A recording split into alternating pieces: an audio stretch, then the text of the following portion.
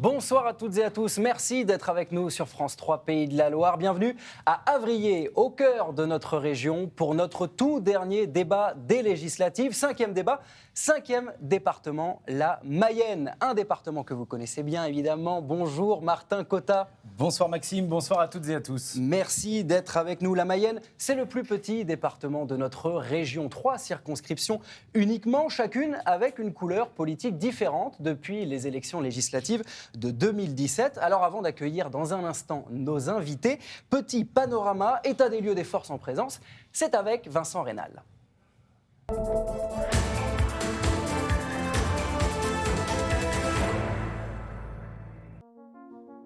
Mini-territoire, maxi-diversité. La Mayenne est le petit poussé de la région. Logiquement, ce département ne compte que 3 circonscriptions, plutôt équilibrées au niveau du positionnement politique, avec des députés sortant de gauche, de la majorité présidentielle et du centre droit, qui se représentent tous.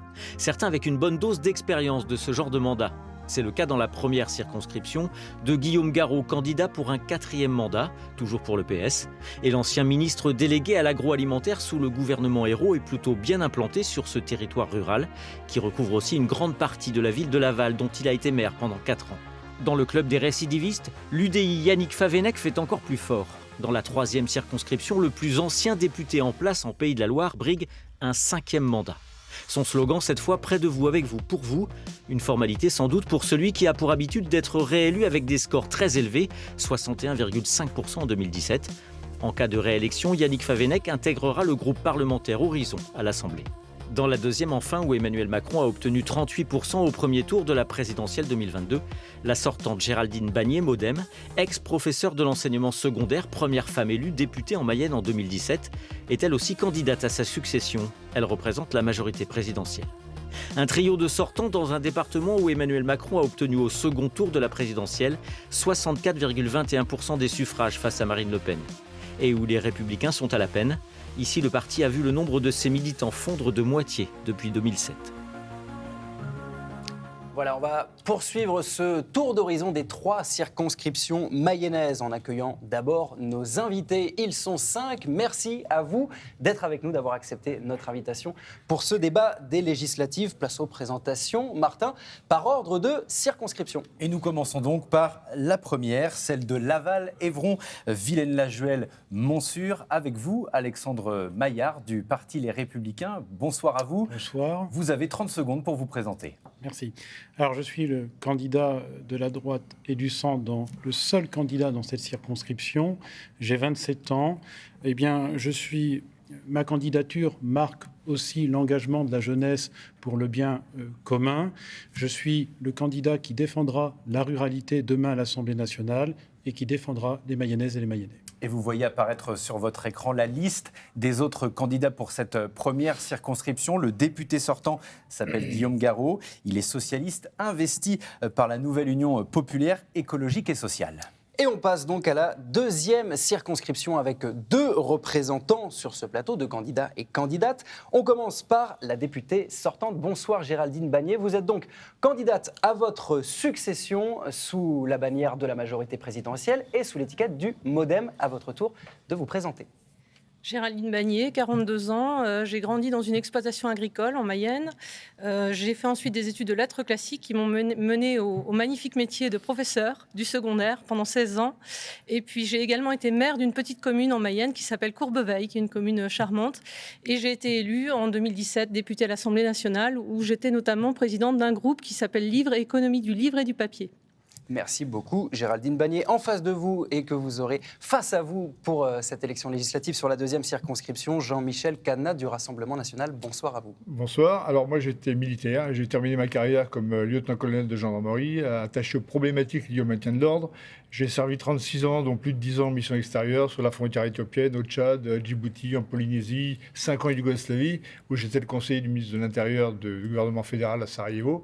Je suis également le président des anciens combattants de parachute je suis du département, et donc je suis très intéressé et très soucieux de la tournure que prennent les événements. On l'a vu non seulement au Stade de France très récemment avec les limites de l'incompétence franchies par Darmanin, mais on l'a vu également à Laval, puisqu'on a une vingtaine de voitures qui ont brûlé dans le quartier du Pavement. Et vous avez 30 secondes pour vous présenter, gardez un petit peu de temps de parole pour la suite. On va voir apparaître sur votre écran l'ensemble des candidats sur cette deuxième circonscription. Elle concerne Château-Gontier, Mêlée-du-Maine, Cossé-le-Vivien et Cran notamment. Nous terminons par la troisième circonscription. Avec nous ce soir, 2 candidates. Et nous commençons par vous, Marion Dettet, bonsoir. Vous représentez la nouvelle Union populaire écologique et sociale. Vous êtes encartée, la France insoumise. Là aussi, vous avez 30 secondes pour vous présenter. Bonsoir, donc je suis Marion Dettet, j'ai 39 ans, maman célibataire de 2 enfants et je travaille à la sécurité sociale.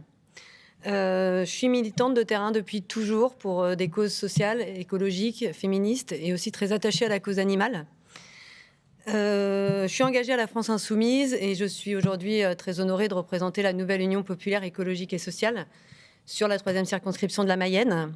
Parce que la nouvelle Union populaire écologique et sociale, c'est la seule chance d'échapper à 50+ de la politique antisociale d'Emmanuel Macron.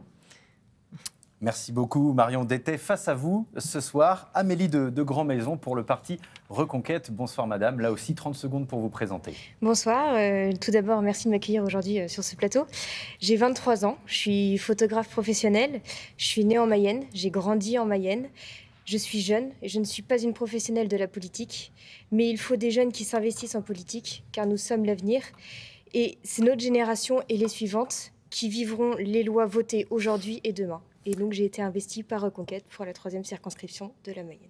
Merci beaucoup. Et là aussi, sur votre écran, vous voyez apparaître la liste donc des candidats pour cette 3e circonscription. Le député sortant s'appelle Yannick Favennec. Il est lui aussi candidat encarté UDI, homme politique de centre droit, mais qui est soutenu cette fois, contrairement à 2017, par la majorité présidentielle pour ces législatives. Et voilà, 3 sur 3, le compte est bon. Voici, les présentations sont donc faites. Avant d'entrer dans le vif du débat, on voulait vous poser une question un petit peu plus politique, plus personnelle à chacune d'entre vous. On commence par vous, Géraldine Bagné. Vous êtes donc députée sortante, peut-être la moins connue des 3 députés de Mayenne.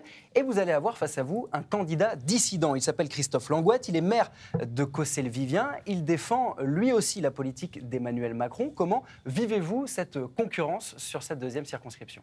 Alors, quelque part, il défend la politique d'Emmanuel Macron parce qu'il était dans la majorité, mais il ne respecte pas la ligne donnée par le parti qui est d'avoir un candidat par circonscription. Nous, ce qu'on veut, c'est avoir une majorité à l'Assemblée nationale. Et donc, il y a une candidate investie par le président de la République, c'est moi-même. Il avait déjà voulu se présenter en 2017, c'est sa 2e tentative.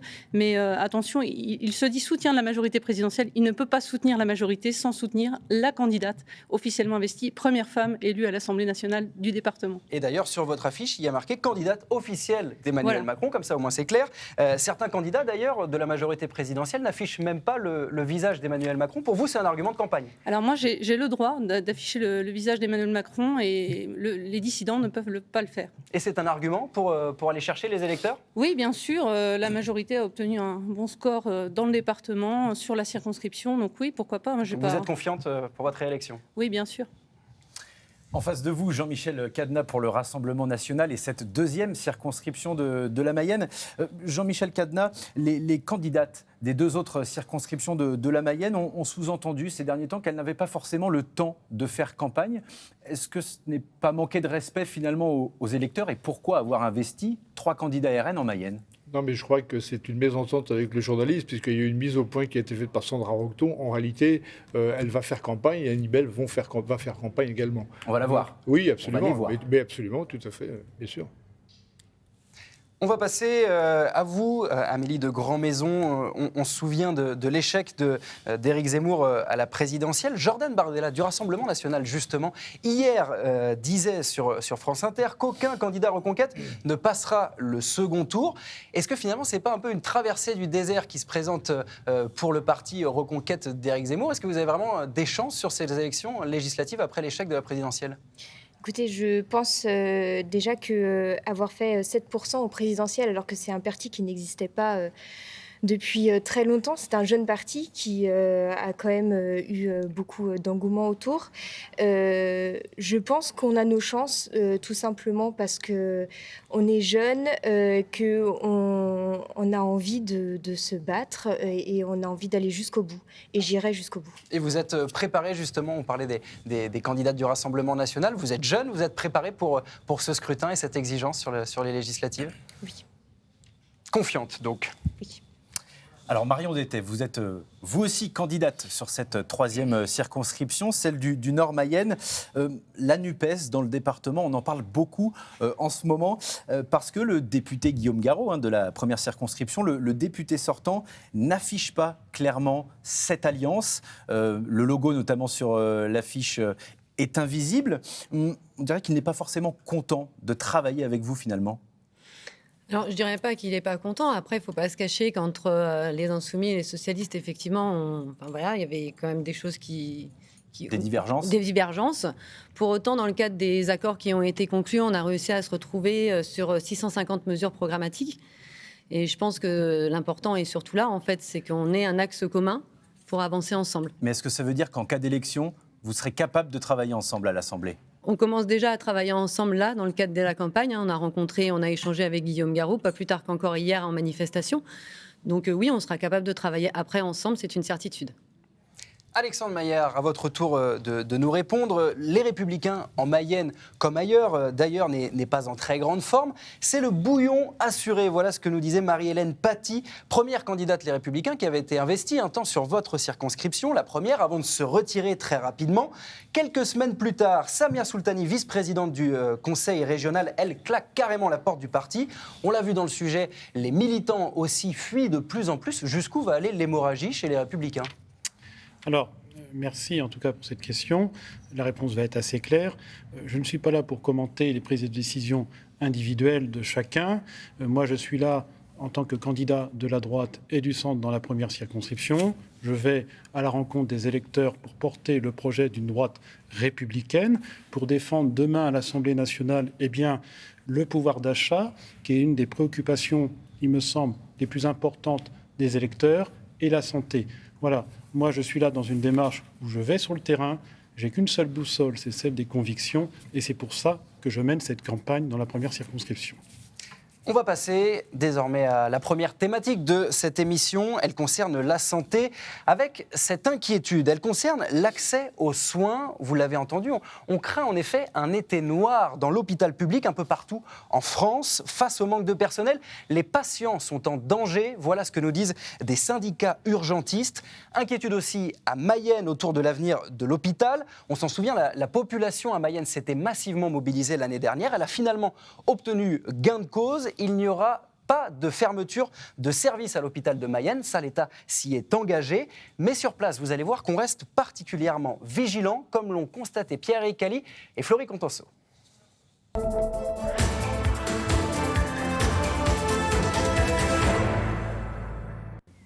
Ça, c'est l'ancien hôpital de la ville de Mayenne. Aujourd'hui, on y trouve entre autres la direction. Et nous voici devant le nouvel hôpital. Il date de 2013.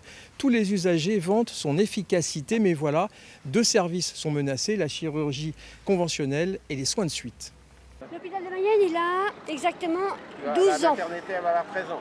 13 ans. 13 ans au mois de septembre, parce que notre petite fille, elle est née à la maternité à Mayenne et elle va avoir 13 ans. Alors c'est pour ça que ça donne un repère. On s'en souvient des bons moments, c'est sûr, mais je pense que Mayenne, c'est bien qu'on garde les urgences et tout. Bon, après, hein. C'est pas très bien, on va dire, parce que c'est important d'avoir un hôpital de proximité. Et après, ce serait bien qu'il ne ferme pas. Nous, on n'en pense que du bien, hein, mais c'est pas de chance pour eux. Hein, que... Vous avez peur qu'ils soient... qu'ils ferment, oui. Oui, c'est sûr, oui. Est-ce que vous pensez que les élus en font assez pour la défense de l'hôpital ? Je pense qu'ils font ce qu'ils peuvent, mais bon, c'est pas toujours évident. Hein. Oui, je pense, oui. Je pense, mais là, il y a peut-être d'autres problèmes qu'on ne connaît pas plus haut. On essaie de faire tout pour que l'hôpital continue dans son activité et que tout se passe bien, parce que pour Mayenne, c'est utile, hein, on ne peut pas se passer d'un hôpital. Hein. Tout ça sans oublier l'autre hôpital, celui de Laval, et ses fermetures répétées du service des urgences, heureusement seulement la nuit, mais qui auraient tendance à se multiplier. Alors on entend l'inquiétude des Mayennais, particulièrement ceux du Nord Mayenne. Marion Dettet, vous êtes candidate donc dans cette circonscription. 12 millions d'euros débloqués par le gouvernement de Jean Castex. Ça a été annoncé en fin d'année dernière. 80 millions d'euros aussi pour l'hôpital de Laval. Est-ce que l'État est à la hauteur pour l'instant ? Alors pour l'instant, l'État, il n'est pas à la hauteur. On voit bien que ça s'est aggravé depuis les 5 dernières années, l'état de l'hôpital public. Et il est urgent maintenant d'engager des plans pluriannuels de recrutement pour qu'on puisse avoir des médecins qui arrivent très vite et des soignants aussi en règle générale. Il va falloir qu'on réouvre des services d'urgence, de maternité, pour qu'on puisse avoir des accès en fait, à moins de 30 minutes de chaque citoyen. Géraldine Bannier, hier, le président de la République à l'hôpital de Cherbourg a annoncé la création d'une mission flash, un énième état des lieux finalement ou pas de la situation à l'hôpital public. Le constat, on le fait depuis 2 ans, depuis la crise Covid. Qu'est-ce que va changer cette mission flash ? C'est toujours intéressant d'avancer sur le sujet. Il date pas d'hier, le sujet des hôpitaux. Notre majorité, elle a fait sauter le numerus clausus, donc elle a conscience du problème. Les autres, ceux qui nous ont précédés, n'avaient rien fait. On a aussi développé, on a évidemment amélioré la rémunération des personnels. 1,5 million de personnels concernés par 183 € de plus par mois. On a également débloqué 132 millions d'euros pour nos établissements en Mayenne. Moi, j'ai eu le cabinet de Jean Castex au téléphone. Quand il m'a demandé sur quel sujet il fallait venir en Mayenne, c'est évidemment la santé, parce que nos concitoyens, c'est le premier sujet en Mayenne. Et tout le monde nous le dit. Mais évidemment, il y a une mission flash, ça veut dire on avance. Ça veut dire il faut trouver des solutions. On ne va pas tout régler, parce que la pénurie de médecins, elle va perdurer tant qu'on n'a pas les médecins sur le terrain. Et il faut du temps pour les former. Mais évidemment, c'est dire on a conscience du problème. Et avec les professionnels, avec les collectivités, on va essayer de trouver des solutions adaptées à chaque territoire. Et pourtant, à Cherbourg, il y avait une solution intéressante. Les soignants nous disent, on a l'impression de revenir en arrière, d'être de nouveau dans le temps de la réflexion, alors qu'il faudrait continuer à passer à l'action avec des moyens supplémentaires. Il y a une impatience des personnels, il y a une impatience des concitoyens, il y a une impatience de nous élus, mais c'est vrai qu'il faut mettre en marche les solutions concrètes en travaillant sur chaque territoire avec les professionnels de santé et puis les collectivités. Jean-Michel Cadenat, l'État à la hauteur sur cette question de l'hôpital public ? C'est-à-dire que le problème de l'hôpital de Mayenne, il date depuis 2019. On avait déjà constaté un déficit de 7,5 millions qui n'a pas encore été résorbé. Par ailleurs, Madame Bannier, vous en êtes le dépositaire du bilan Macron. Je rappelle quand même qu'après le Covid, on a mis à pied 16 000 soignants. 16 000 soignants et actuellement sans salaire. Alors, non seulement cette décision était inhumaine, mais elle était socialement absurde. Et on lance un plan de recrutement de 40 000 personnels soignants. Où est la cohérence ? Il faudrait réembaucher tout de suite les infirmiers, les personnels soignants qui ne sont pas vaccinés. Les salaires. Mais vous savez que la moyenne européenne, c'est 10% au-dessus encore. On est encore 10% au-dessus, nos soignants sont encore 10% en dessous de la moyenne européenne. Donc, à mon avis, il y a un effort à faire. Nous, on avait proposé un plan d'urgence de 20 milliards, dont la moitié serait consacrée uniquement à leur revalorisation des salaires des soignants. L'État a mis 8 milliards sur la table pour le moment. Alexandre Maillard, sur la première circonscription, celle de l'hôpital de Laval, pour le parti Les Républicains, on annonce une 30aine de nuits de fermeture encore pour cet été. C'est un chiffre encore à affiner, mais l'inquiétude, elle est là. Vous souscrivez, vous, à cette mission flash ? Qu'est-ce que vous proposerez si vous êtes élu député ?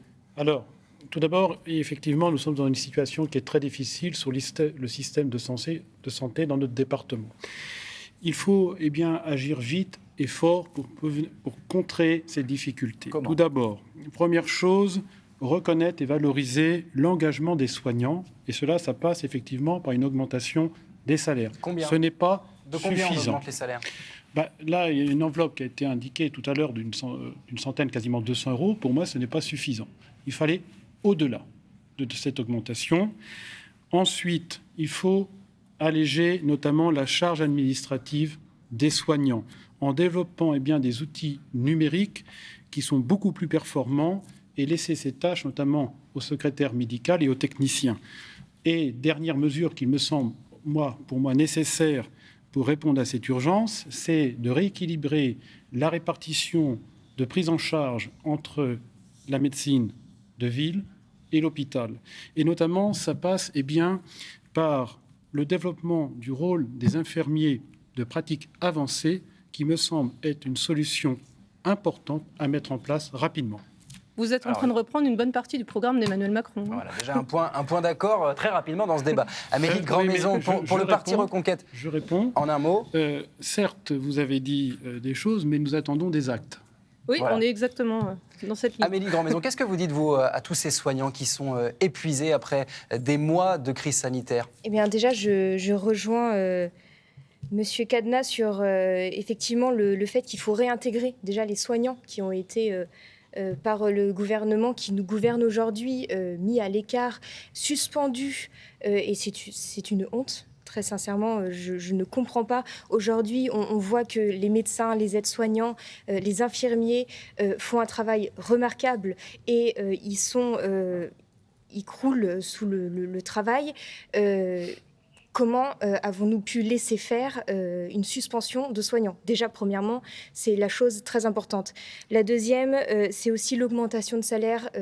Nous proposons une augmentation de salaire de 12%. Je pense qu'effectivement, ils ne sont pas payés à la hauteur de l'énergie et du travail. Il y a aussi des horaires particulières, de nuit, le week-end. Est-ce qu'il faut revaloriser? C'est une des demandes aussi du personnel soignant, revaloriser les horaires de nuit, par exemple, pour un infirmier, 1,50 € de plus seulement pour travailler la nuit. Est-ce qu'il n'y a pas là également un chantier? Mais bien sûr, en fait, il faut aussi, je pense que ce qui est très important, c'est de travailler sur le terrain, de demander aux gens concernés. Il faut aller voir les soignants, voir les besoins qu'ils ont, les demandes, les écouter et faire en sorte qu'on puisse trouver un terrain d'entente qui aille aux soignants et au gouvernement. Marion Dété, sur la 3e circonscription à l'hôpital du Nord-Mayenne, on va mutualiser les moyens avec l'hôpital de Laval. Est-ce que ça va dans le bon sens ou est-ce qu'il ne faut pas tout simplement redonner des moyens techniques et des moyens humains à chaque structure ? Alors non, ça ne va pas dans le bon sens. On ne peut pas faire partir des services du centre hospitalier du Nord-Mayenne vers le centre hospitalier de Laval, surtout qu'il y a quand même les services de chirurgie conventionnelle qui pourraient entraîner par la suite le départ aussi de la maternité. C'est un sujet que nous, on suit depuis longtemps à la France Insoumise. On a été sur le terrain auprès d'eux. On est très proche d'Oda 53 qui a organisé toutes les manifestations. On est monté à Paris avec eux.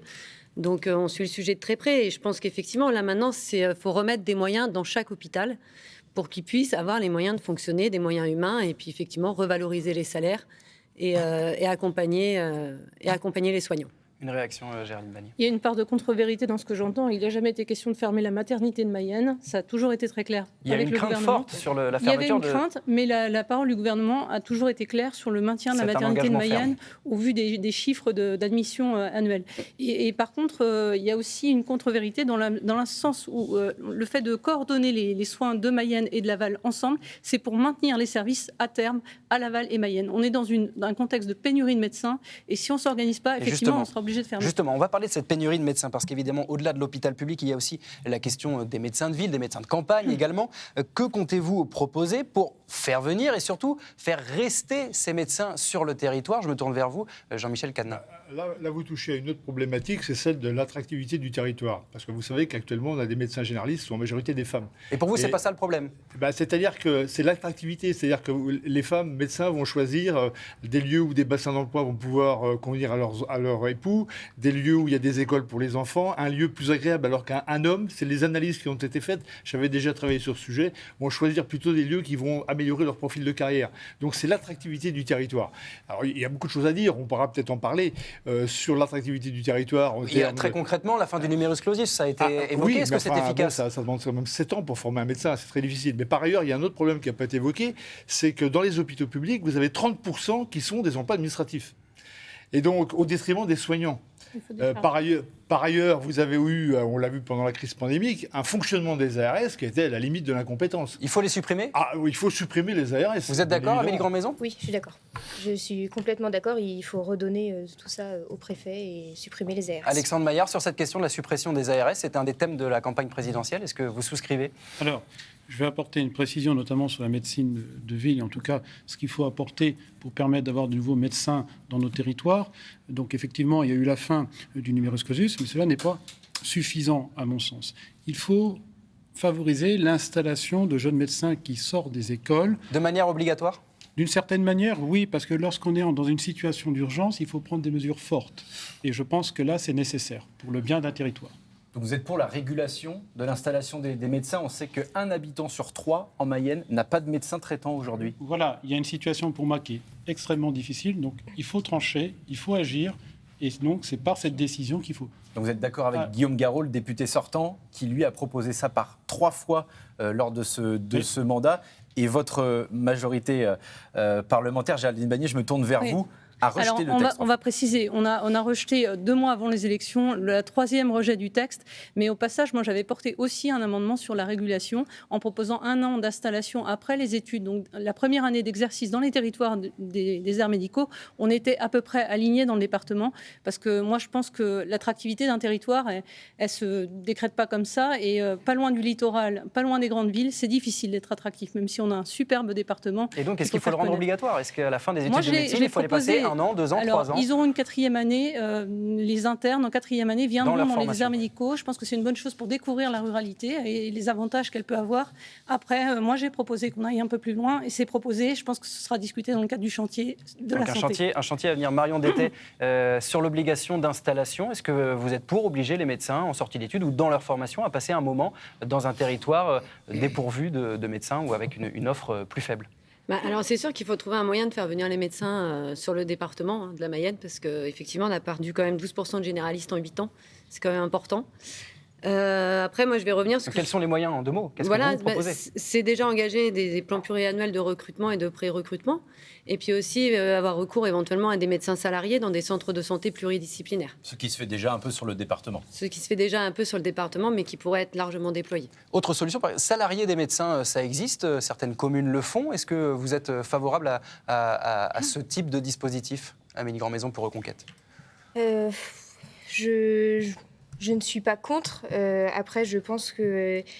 non, je reviendrai surtout sur l'idée que moi, je suis en tout cas pour, effectivement, peut-être mettre une obligation aux jeunes médecins de venir s'installer pendant quelques années dans les communes rurales, parce qu'on ne peut pas laisser des personnes sans médecin traitant. Ce n'est pas possible. Alors, de consensus, en tout cas. Oui, on a trouvé un terrain d'entente, en effet. Alors, pour faire venir ces médecins, il faut évidemment, vous le disiez, Jean-Michel Cana également, des enseignants dans les villages. Il faut aussi œuvrer à la vitalité de ces centres-bourgs, accompagner par exemple la reprise des petits commerces notamment, agir aussi avant qu'ils ne ferment, bref, soutenir la ruralité. Exemple à la Chapelle-Auribou, ça se trouve dans le Nord Mayenne et c'est là que se sont rendus Pierre-Éric Cali et Florie Cotenceau.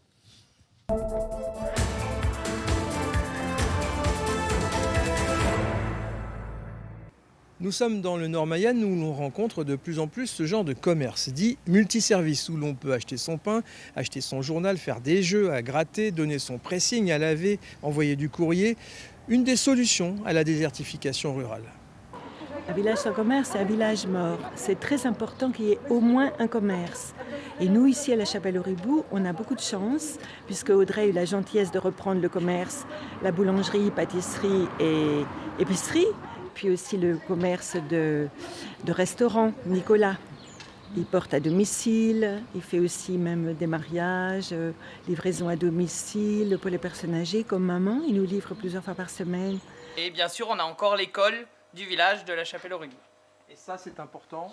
Ça, c'est important parce que ça permet de garder les commerces ouverts, faire travailler la boulangerie. Nous, on fait un peu de tabac, donc oui, c'est très important que l'école reste au village. Et même pour les communes voisines comme Ardange, les enfants viennent à l'école à la Chapelle. Et à la Chapelle-Auribou, on a ce qu'il faut, plus des petits commerces à côté pour du dépannage. Il manque un médecin. Oui, il ne manque plus que le médecin qui est parti à la retraite. On espère en avoir un nouveau. Les médecins, c'est un gros problème. Mais sinon, les dentistes aussi. Parce que je voulais chercher un nouveau dentiste pour mon fils et on n'en trouve pas du tout. Est-ce que vous avez l'impression que les élus, comme les députés par exemple, ils font ce qu'il faut pour redynamiser tout ça? Oui, je pense qu'ils font ce qu'il faut, mais je pense que ça doit bouger quand même. Mais il faudrait que ça bouge un peu plus, quoi. Et puis, problème supplémentaire, les licences 4 qui permettent d'ouvrir un bar peuvent, depuis 2016, se revendre dans toute la région et non plus seulement dans le département comme avant. 12 licences 4 ont déjà quitté la Mayenne et ne reviendront pas. Amélie de Grandmaison, on a beaucoup dit pendant cette campagne présidentielle et également pendant cette campagne des législatives qu'il y avait un petit peu deux France, la France des villes, la France des campagnes, un deux poids deux mesures aussi dans les politiques publiques. Est-ce que vous partagez cet avis et que faire pour y remédier ? Alors oui, je pense que nous ne vivons pas pareil en ville ou à la campagne. Est-ce qu'il y a une France des oubliés ? Voilà, c'est oui, ça le sens de ma question. Oui, je pense, oui. Il faut quand même savoir qu'en France, il y a quand même 59% des villages qui n'ont plus de commerce de proximité. Aujourd'hui, ce sont des villages, comme venait de le dire une personne dans ce reportage, ce sont des villages morts sans commerce.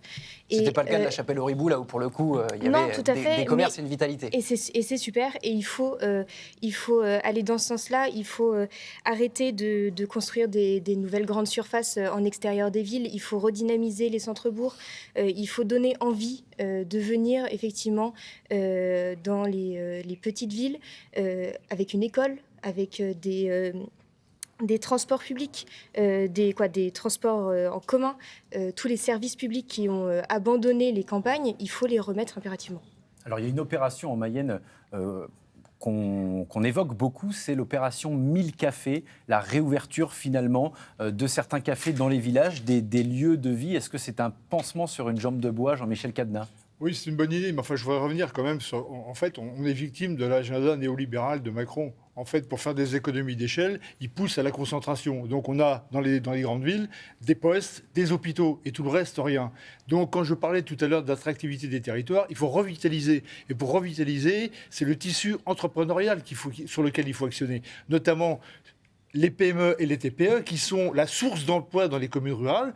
Donc il faut supprimer la C3S, il faut supprimer les impôts de production de manière à leur permettre, dans les zones à relocaliser, de remettre de l'entreprise. Remettre de l'entreprise, ça refera venir des familles, donc des services publics. Et c'est comme ça qu'on arrivera à revitaliser les zones rurales et pas en hyper concentrant ce qu'on peut voir actuellement. Et on pourrait évoquer aussi les villes moyennes comme Laval, où là, on va désertifier complètement les centres-villes en privilégiant la trottinette et le vélo, en interdisant l'accès des centres-villes aux véhicules, en supprimant les parkings. Et on ne fera jamais croire que les familles qui ont des enfants vont venir faire les courses en vélo dans le centre-ville de Laval. C'est pas vrai. Géraldine Bagné, on se souvient de cet agenda rural qui avait été mis sur pied après notamment la crise des Gilets jaunes. 183 mesures contre ce sentiment un petit peu d'abandon. Est-ce que c'est vraiment une réussite ? Est-ce que toute cette phase de grand débat, d'agenda rural, est-ce que ça porte déjà ses fruits ? Est-ce qu'il faut aller plus loin ? Il y a eu des actions concrètes. On a, pour les villes moyennes, il y a eu quand même l'action cœur de ville. Pour les petites villes, on a Petite Ville de demain. Dans les petites communes, moi je connais bien, au niveau des communautés de communes, il y a quand même des aides pour les derniers commerces. Il y a des choses qui sont faites. On va aussi renforcer, ça c'est le prochain mandat, les sous-préfectures. On a également mis dans la ruralité des maisons France Service pour que les citoyens aient accès à moins de 30 minutes de chez eux aux services publics. Donc il y a une vraie attention, une nouvelle attention quand même aux territoires ruraux. Bien sûr, il faut continuer, il faut poursuivre ce travail-là. Après, bon, j'étais maire d'une petite commune. Sauver un commerce quand on n'a pas le nombre d'habitants qui permet de faire vivre le commerce, c'est quand même très difficile. Et on a quand même une vie dans nos... Moi, j'ai une commune à 15 km de Laval qui vit de convivialité, d'association. Et on a essayé le petit commerce. Ça ne fonctionnait pas parce qu'on n'avait pas le nombre d'habitants suffisant. Après, si on passe à 900 habitants, on peut avoir un petit commerce. Mais il faut quand même calculer localement ce qu'on peut faire pour faire vivre chaque commune. Alexandre Maillard, sur la première circonscription, candidat Les Républicains, est-ce que vous partagez le même constat que Jean-Michel Cadenat sur les villes moyennes comme Laval et cette désertification des services publics aussi dans la ruralité ? Alors, moi en tout cas, par rapport à ce qui a été dit, moi je ne souhaite pas opposer la ville et la campagne. Mais elle l'est aujourd'hui, il y a une fracture. Oui, mais il faut justement retrouver un équilibre dans le territoire. Et cela passe par différentes mesures qu'il faut mettre rapidement en place. Pour moi, une règle d'or qui doit être établie, c'est-à-dire que 1 euro investi en ville, c'est 1 euro dans les territoires ruraux. Ça veut dire quoi ? C'est-à-dire que lorsqu'on fait une politique de la ville et qu'on injecte des enveloppes, il faut que ça soit la même chose pour les territoires ruraux et ne pas les délaisser, chose qui a été faite malheureusement ces derniers temps. La dernière chose aussi, l'autre élément, c'est de mettre en place ce que j'appelle un bouclier rural, c'est-à-dire avec une politique qui favorise, qui empêche en tout cas la fermeture d'écoles, parce que l'école, c'est la vie du village. On l'a entendu d'ailleurs dans le reportage, l'importance de maintenir l'école dans le village. Tout à fait, le maintien des principaux services publics et aussi les petites lignes de ferroviaire dans les territoires ruraux. Notamment, je sais que sur la ville de Évron, on a la chance d'avoir une ligne qui met à service, en tout cas, des habitants, et je suis pour le maintien de tous ces services. On va entendre ce qu'en pense Marion Détet pour la NUPS et sous l'étiquette La France Insoumise. On évoquait les maisons France Service, cet agenda rural. Est-ce que le bilan du quinquennat d'Emmanuel Macron sur cette question de la ruralité est à la hauteur? Est-ce qu'il y a eu des leçons tirées de cet épisode, de cette crise des Gilets jaunes notamment? Alors, étant ancienne Gilets jaunes, je peux répondre que non, il n'y a pas de leçon de tirer de cette crise des Gilets jaunes qui a eu lieu. La Mayenne, c'est 75% des communes qui sont en zone de revitalisation rurale. Ça veut dire qu'elles sont en difficulté socio-économique. Donc ça, déjà, il faut très rapidement pouvoir redonner des moyens à ces communes, notamment en révisant les dotations globales de fonctionnement, qui, comme ça a été dit précédemment, en fait, une commune urbaine a 2 fois plus de dotations qu'une commune rurale. Et ça, c'est pas normal. Il faut qu'on rétablisse une égalité par rapport à ces communes. Ensuite, effectivement, il faut encourager les commerces locaux, parce qu'il faut qu'ils reviennent dans les communes. Donc, par le biais d'aide à l'installation, éventuellement de prêts de locaux de la part des mairies. Des subventions directes, on donne des locaux, on met tout en œuvre pour que les gens puissent reprendre des commerces. Voilà, tout à fait. Et c'est pas le cas, c'est pas suffisant aujourd'hui ce qui est mis en place? On l'a vu avec ces opérations 1000 cafés, il y a eu des dispositifs d'accompagnement qui ont été mis en place. Moi, pour sillonner beaucoup, surtout la Circo 3 en ce moment, en long, en large et en travers, il y a quand même énormément de villages qui n'ont aucun commerce. Donc c'est essentiellement des villages où les écoles sont parties, effectivement. Donc ça, c'est pareil, il faut absolument qu'on arrive à réinstaurer des écoles dans chaque commune, même si c'est à classe unique.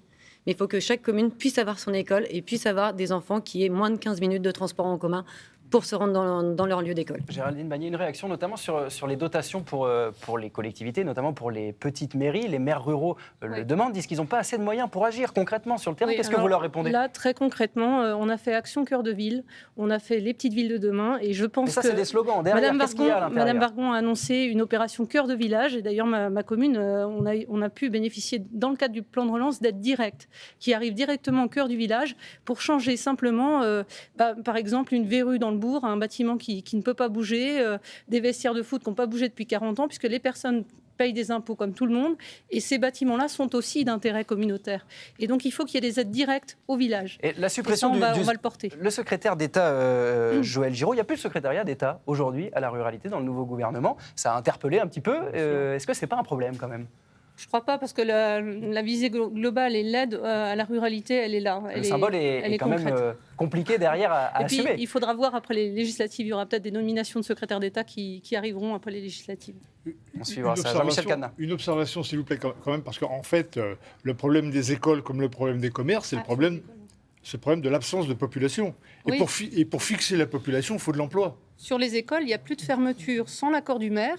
Mais c'est vrai que si on a une démographie en baisse, il faut des élèves. Si on n'a plus assez d'élèves... Il faut des élèves. Alors donc il faut fixer la population. Et pour fixer la population, il faut de l'emploi local. Et pour avoir de l'emploi local, il faut des entreprises locales. Donc il faut agir sur la fiscalité des entreprises. Parce que des petits entrepreneurs de PME ou de TPE qui veulent s'installer, ils sont écrasés par la fiscalité. La suppression de la CVAE qui est annoncée. Et donc, nous, on voulait supprimer la C3S, puisque c'était La C3S, précisé c'est une contribution pour financer l'indemnité vieillesse qui est prise sur le chiffre d'affaires des entreprises à 0,16% quand on dépasse 19 millions. Alors bon, évidemment, les grosses boîtes peuvent le payer, mais les petites entreprises ne peuvent pas. Et puis les taxes de production, c'est pareil. Donc il faut aider les entreprises, mais on peut la circonscrire à des zones à relocaliser. On n'est pas obligé de prendre des mesures nationales béton qui vont concerner des milliers d'entreprises. Cas par cas. On va continuer à parler de ruralité avec un des enjeux peut-être fondamentaux pour demain et notamment dans les campagnes. Selon l'Association des maires ruraux de France, 13 millions de Français sont aujourd'hui en difficulté avec le numérique, avec Internet, pourtant devenu évidemment un outil indispensable. Cette année, la Mayenne a été intégralement raccordée à la fibre. C'était une promesse du département, promesse tenue avec 3 ans d'avance d'ailleurs sur le reste du territoire français. Illustration à Astillé, la dernière commune mayonnaise à avoir été connectée à cet Internet très haut débit. Reportage de Pierre Ecali et de Florie Cotenson.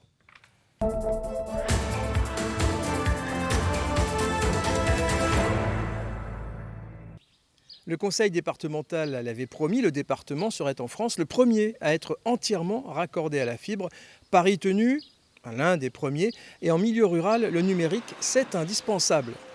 Et vous, dans votre métier, le numérique, c'est important, Internet ? Ah, bien sûr, ouais, oui, Instagram, les réseaux sociaux, on fait voir les produits. Hein. Et c'est vrai qu'il y a beaucoup de communication avec ça. Mais bon, après, tout ce qui est Facebook, Instagram, ça passe bien. Après, la fibre, moi, je vois pas trop l'utilité de mettre un peu plus d'argent par mois pour avoir la fibre. Vous êtes raccordé à la fibre ? Oui. Est-ce que ça fonctionne ? Bah écoutez, mes fils en haut ne s'en plaignent pas. Nous, en bas, on a un ordinateur et c'est un petit peu compliqué. C'est important dans un petit village d'avoir Internet ? Ah oui, quand même. Maintenant, tout se fait par Internet, tous les documents, je vois, pour les enfants et tout, l'aîné qui est plus grand, tout se fait par Internet, même les documents autrement. Ouais. Donc il faut avoir Internet. Ah oui, il faut avoir Internet, oui, c'est sûr. Et vous, Internet, c'est important de l'avoir ? Bah oui.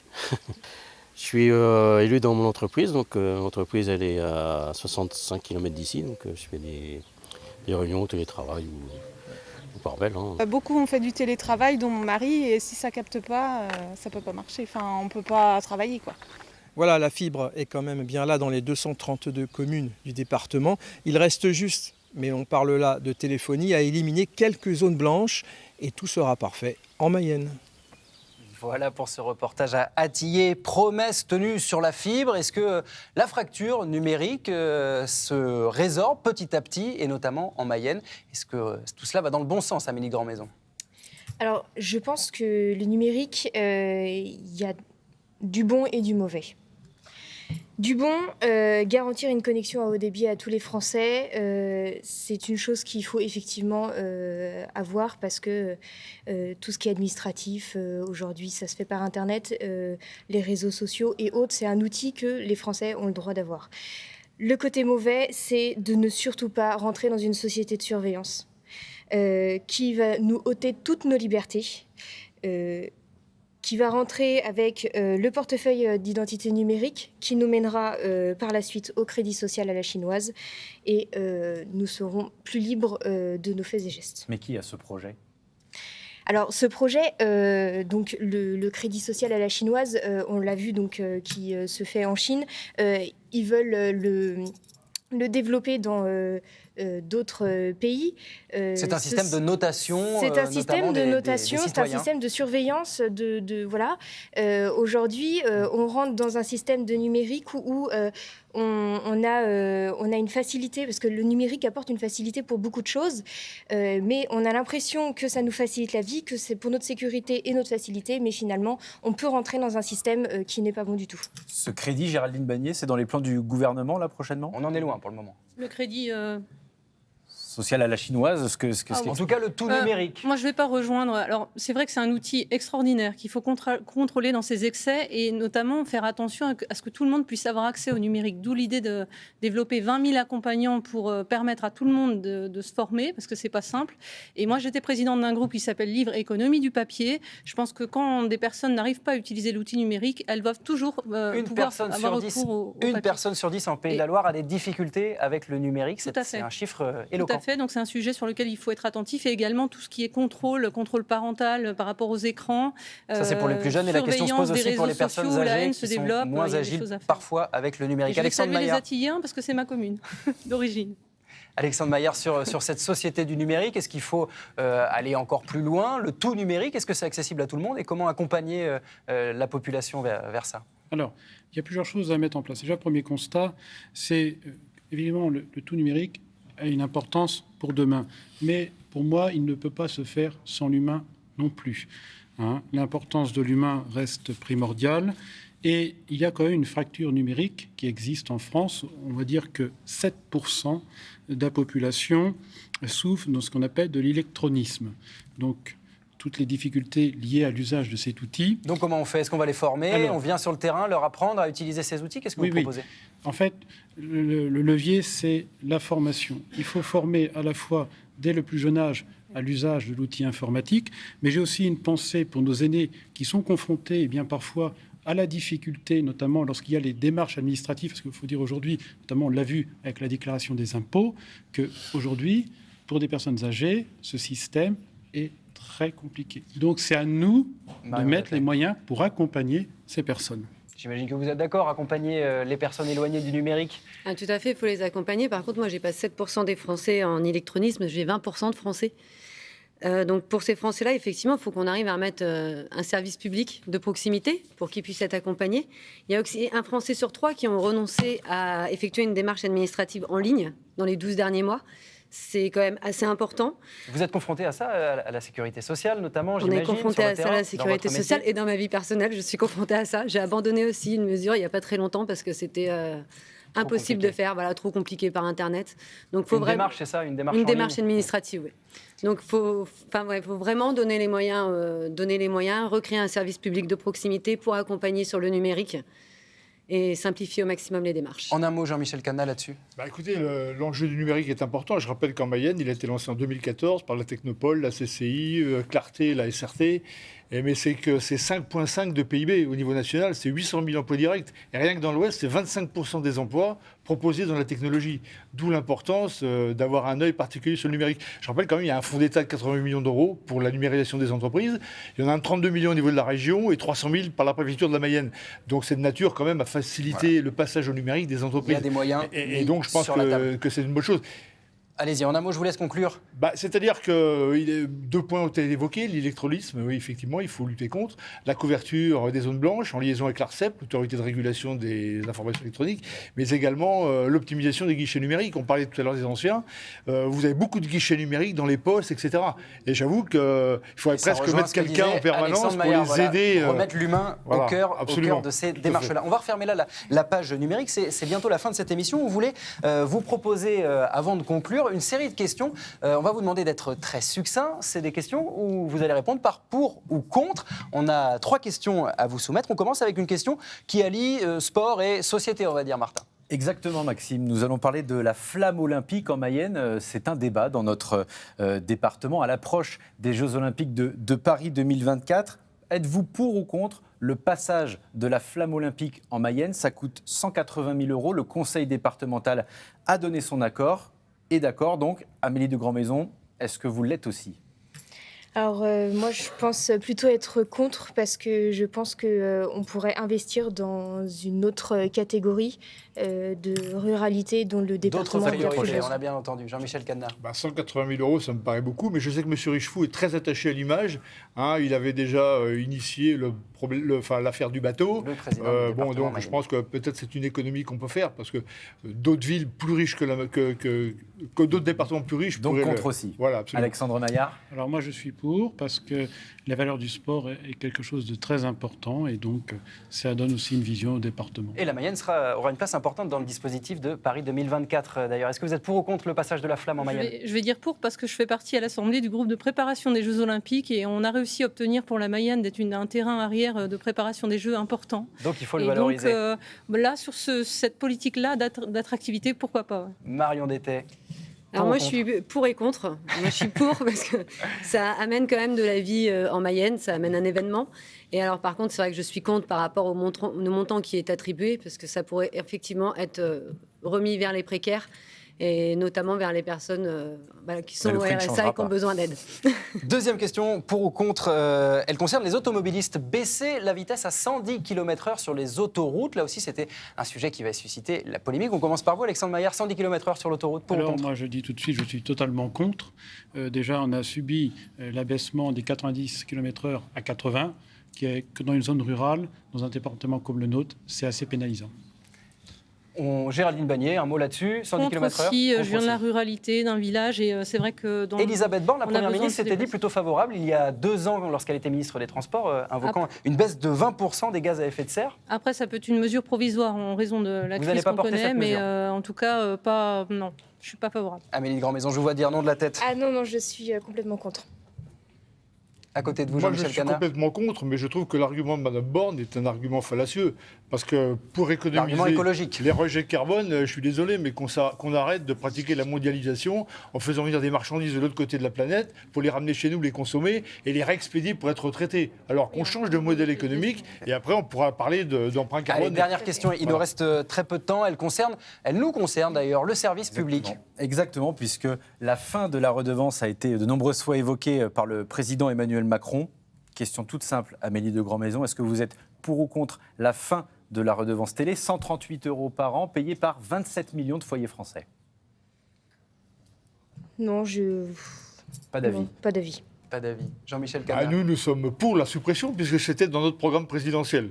Donc vous êtes pour d'accord redonner du pouvoir d'achat, suppression de la redevance à 138 €. Alexandre Maillard. Alors pour moi, les je Républicains. suis favorable au maintien parce qu'il nous faut un service public aussi digne de ce nom. Et donc de l'argent pour le financer. Géraldine Bagné, cette suppression elle a été actée pour 2022. Ouais. Vous allez l'assumer jusqu'au bout? Oui, je l'assume parce que évidemment on a un problème de pouvoir d'achat, donc c'est un geste pour les concitoyens. Maintenant, il faut une enveloppe évidemment qui soutienne les services publics et qui leur donne de la lisibilité, donc une enveloppe stable pour à travers le maintenir quand ministère même de la le Culture, soutien. c'est Oui, ça bien qui est, sûr. qui est prévu. Soutenir nos services publics malgré Et une tout. enveloppe équivalente à ce dont Exactement. bénéficie le service public de l'audiovisuel Voilà. aujourd'hui? C'est un engagement qui est pris par le gouvernement? Oui, oui. Marion Detey, êtes-vous pour ou contre la suppression de la redevance pour financer l'audiovisuel public? Alors moi je serais pour, encore une fois, pour les précaires. Pour et contre comme tout à l'heure. Voilà. Parce qu'il y a toujours deux. Donc je serais pour effectivement parce qu'il y a des précaires qui ont le droit d'avoir la télévision et qui n'ont pas forcément les moyens de la payer. Et par contre je serais contre parce qu'effectivement il faut qu'on garde un financement du service public télévisuel. Bon, trouver une autre source de financement, on a bien compris. On termine cette émission avec l'œil d'Arnaud Leclerc. C'est notre politologue, enseignant-chercheur à l'Université de Nantes. On lui a demandé tout simplement quels étaient les enjeux de ces législatives en Mayenne. On l'écoute. C'est un département historiquement marqué à droite, centre droit, qui en 2017 avait donné un point partout aux Républicains, au Modem et à la gauche. Et là, très vraisemblablement, les trois candidats qui se représentent sont en position de force pour pouvoir repasser. C'est structurellement le cas pour la première, où Guillaume Garot a un avantage considérable. Pour la deuxième, ce sera un tout petit peu plus challengé parce que Géraldine Bagné va devoir affronter un macroniste dissident qui est le maire de Cossé-le-Vivien. Et pour la troisième, en Mayenne-Nord, Yannick Favennec est logiquement favori, mais il a changé d'étiquette, ce qui veut dire que désormais c'est la majorité présidentielle qui devrait récupérer ce siège, et ce qui signifie aussi que les Républicains, qui ont été pourtant un parti historique dans ce département, sont susceptibles de pouvoir disparaître en tant qu'appellation politique en Mayenne. Ça n'est pas rien. Donc probable statu quo en Mayenne. Probable statu quo, très certainement. Voilà pour ce pronostic d'Arnaud Leclerc, enseignant-chercheur politologue à l'Université de Nantes. On verra si ce statu quo sera vérifié dans les urnes les 12 et 19 juin prochains. C'est donc la fin de ce tout dernier débat des législatives. Ces 5 émissions sont à retrouver évidemment sur notre site internet. Vous connaissez l'adresse pdl.france3.fr. Tout de suite sur France 3 Pays de la Loire, vous pourrez revoir le débat concernant la Loire-Atlantique. Merci beaucoup Martin Cotta. Merci Maxime, merci à toutes et à tous. C'était un plaisir d'animer ce débat en votre compagnie. Merci à tous les 5 d'y avoir participé. J'espère qu'il vous aura été à vous utile pour faire votre choix dans 10 jours maintenant pour ce premier tour des élections législatives. Et puis évidemment, on continuera d'en parler sur notre antenne sur France 3 Pays de la Loire ce dimanche dans Dimanche en politique. D'ici là, prenez soin de vous et passez une très très bonne soirée sur France 3 Pays de la Loire.